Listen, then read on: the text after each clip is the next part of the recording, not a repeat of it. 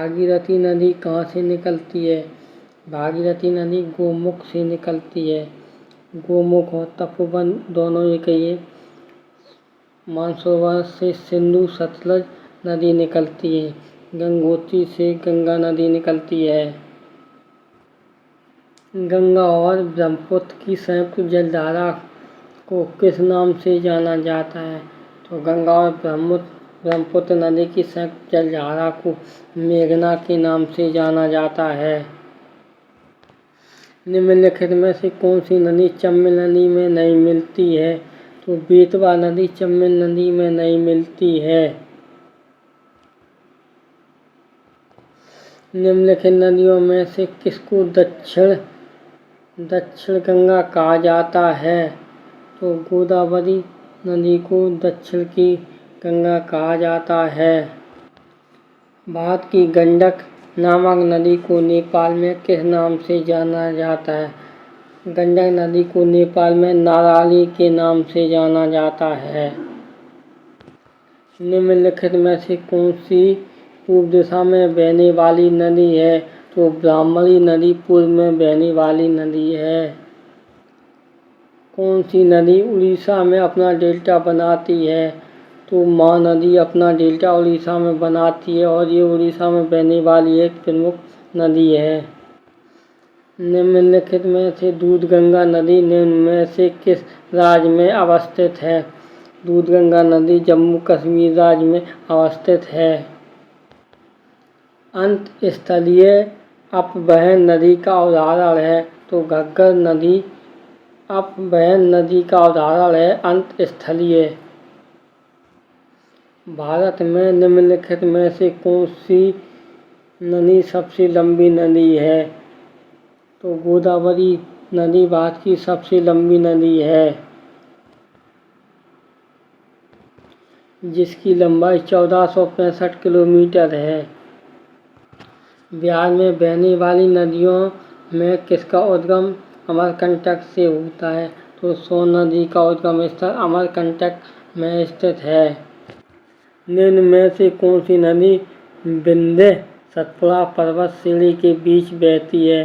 तो नर्मदा नदी विंध्य सतपुड़ा पर्वत के बीच की श्रेणियों से होकर के बहती है। निम्नलिखित में से कौन सी एक पश्चिम की ओर बहने वाली नदियों का उनके नदी बेसिन के घटते आकार के आधार पर सही अनुक्रमान है? तो ये option number D Narmada Tapi Mahi Sabarmati यही सही अनुक्रमान है नदी बेसिन का। भारत और नेपाल के मध्य कौन सी नदी सीमा बनाती है? तो भारत और नेपाल के मध्य सीमा बनाने वाली नदी काली नदी है।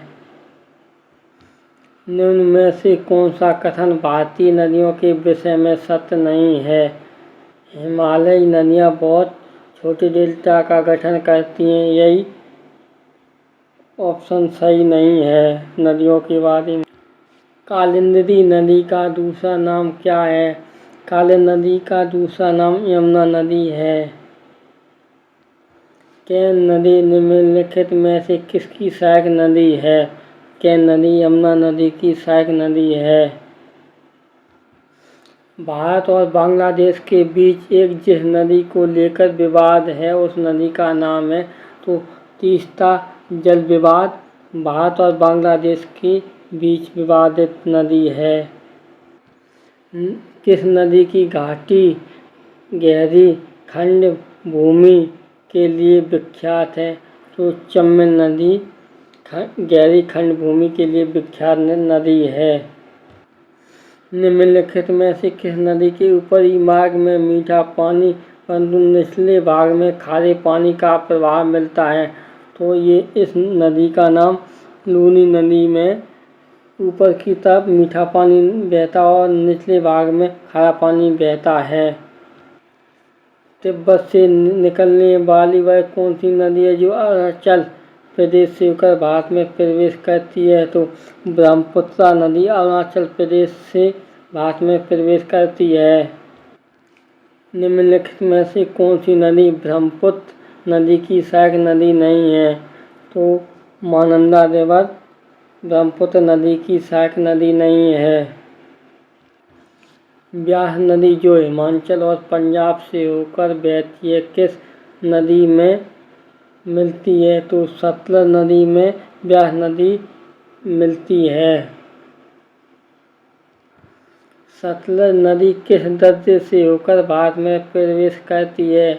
सतलज नदी सकीला दर्जा से भारत में प्रवेश करती है। पूर्वोत्तर भारत से निकलने वाली सबसे लंबी नदी सुरमा निम्नलिखित में से किस देश में बहती है? सुरमा नदी बांग्लादेश में बहती है। तापी नदी निम्नलिखित में से किस राज्य में प्रवाहित नहीं होती है? तो तापी नदी राजस्थान में नहीं बहती है।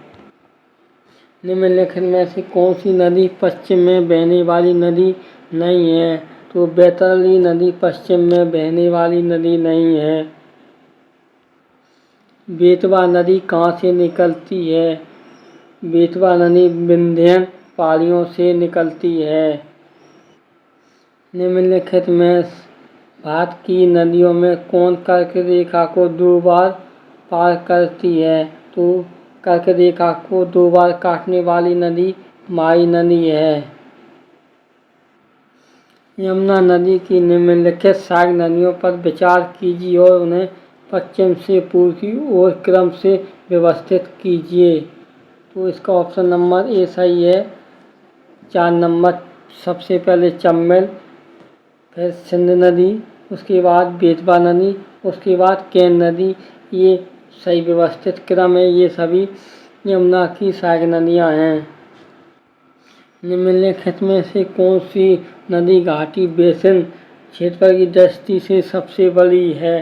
तो नदी घाटी बेसिन की दृष्टि से सबसे बड़ी नदी महानदी है।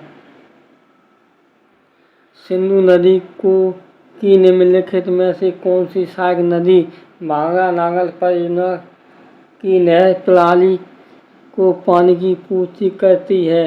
तो सतलुज नदी पर भांगड़ा नागल डैम परियोजना स्थापित है। निम्नलिखित में से कौन सी नदी भारतीय हिमालय से निकलती है? यमुना नदी भारतीय हिमालय से निकलती है, यमुनोत्री ग्लेशियर से। त्र्यंबकेश्वर निम्नलिखित में से किस नदी का उद्गम स्थल है? तो गोदावरी नदी का उद्गम स्थल त्र्यंबकेश्वर है। निम्नलिखित में से कौन सी गंगा की दाहिने तट की एक सहायक नदी है? तो सोन नदी गंगा नदी की दाहिने तट की एक सहायक नदी है। निम्नलिखित में से कौन सी नदी का उद्गम स्थल राजस्थान में है? तो बनास नदी का उद्गम स्थल राजस्थान में है। और ये नदी अरावली की खमनोर पहाड़ियों से निकलती है। भारत की कौन सी नदी बंगाली खाड़ी में जाकर मिलती है?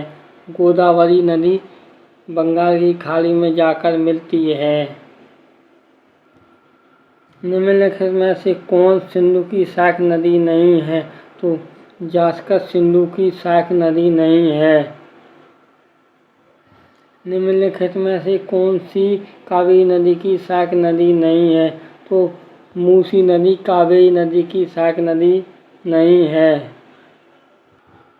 भारत में अलकनंदा नदी का भागीरथी नदी में संगम कहाँ होता है? तो प्रयागराज में इनका संगम होता है।